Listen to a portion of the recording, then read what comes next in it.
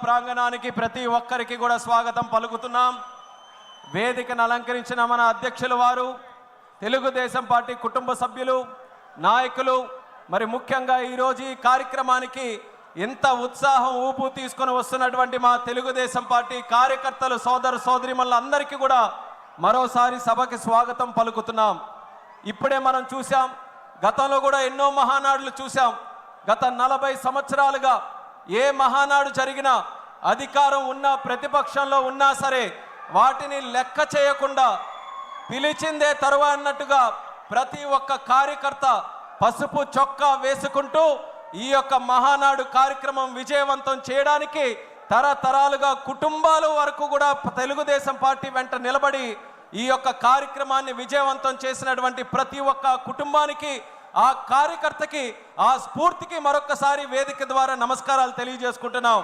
అలాగే గత 12 సంవత్సరాలుగా నేను చూస్తున్నటువంటి మహానాడుల్లో కూడా అతి ముఖ్యమైనటువంటి కార్యక్రమంగా, ఎంతో ఆసక్తిగా ఎదురు చూసే కార్యక్రమం, గతంలో ప్రతిపక్షంలో ఉన్నప్పుడు 2022లో ఒంగోలులో ఒక కార్యక్రమం చేస్తే ఆ మహానాడు ద్వారా కార్యకర్తలందరికీ కూడా ధైర్యం నింపి పంపించినటువంటిది మన మహానాడు కార్యక్రమం. 2023లో రాజమండ్రిలో మనం మహానాడు కార్యక్రమం పెడితే యుద్ధానికి మేమందరం కూడా సంసిద్ధంగా ఉన్నామని నినాదంతో ముందుకెళ్ళినటువంటిది రాజమండ్రిలో మహానాడు కార్యక్రమం. ఆ స్ఫూర్తితో కార్యకర్తలు, నాయకులు, పార్టీ అందరూ కూడా కష్టపడి ప్రజలతో మమేకమై దేశ చరిత్రలోనే ఎన్నడూ లేని విధంగా 94% స్ట్రైక్ రేట్తో ప్రభుత్వాన్ని ఎస్టాబ్లిష్ చేసినటువంటి ఏకైక రాష్ట్రం మన ఆంధ్రప్రదేశ్ రాష్ట్రంగా కీర్తించబడినటువంటి మన కార్యకర్తల తాలూకా సహకారం మరొక్కసారి గుర్తు చేస్తున్నాను. కడపలో మొట్టమొదటి మహానాడుగా కడప గడపకు పసుపు తోరణం కట్టి ఈరోజు ఎంతో వైభవంగా ఈ యొక్క కార్యక్రమాన్ని ముందుకు నడిపిస్తున్నాం.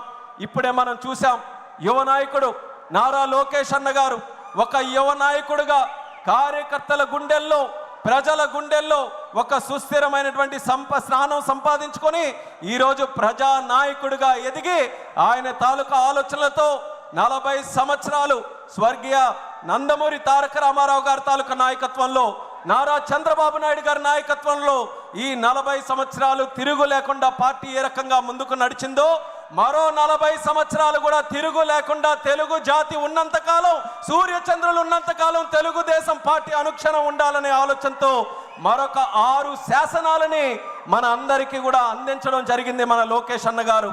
ఆ యొక్క శాసనాలని తీర్మాన రూపంలో ప్రవేశపెట్టి ప్రతి ఒక్క కార్యకర్తకి కూడా ఒక దశ నిర్దేశం చేసే విధంగా ఈ యొక్క మహానాడులో ఈ 6 తీర్మానాలు కూడా ముందుకు నడిపిస్తున్నాం.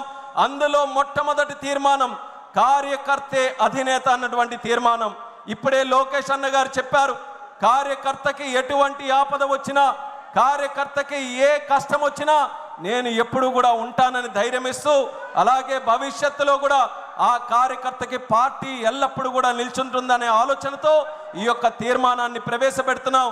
ఈ తీర్మానాన్ని ప్రవేశపెట్టవలసిందిగా మన మంత్రివర్యులు, యువ నాయకులు కొల్లు రవీంద్ర గారిని మాట్లాడవలసిందిగా కోరుతున్నాం.